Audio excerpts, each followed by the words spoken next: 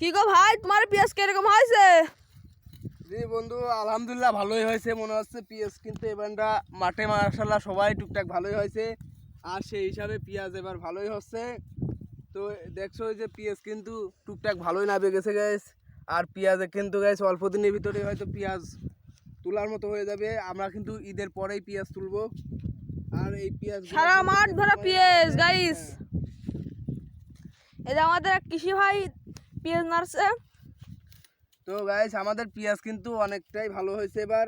আর আপনারা কিন্তু দেখছেন যে পেঁয়াজের কিন্তু সাইজও মোটামুটি ভালো, পেঁয়াজের সাইজটাও কিন্তু মোটামুটি খুব সুন্দর পেঁয়াজের সাইজ হয়েছে। আর এই পেঁয়াজের ভিতর কিন্তু আপনার এখন বর্তমানে খুব একটা বেশি ঘাস মাসও নাই, কিন্তু কিছু ঘাস আছে সেইগুলো এখন আমি কাটাকাটি করতেছি। কারণ এই পেঁয়াজ তোলার সময় কিন্তু এই ঘাসগুলো অনেক বড় বড় হয়ে যাবে, আর এই ঘাসগুলো কিন্তু খুব প্রবলেম হবে। তো গাইস ভিডিওটা যদি ভালো লাগে তাহলে কিন্তু সবাই লাইক কমেন্ট সাবস্ক্রাইব করবেন। ধন্যবাদ।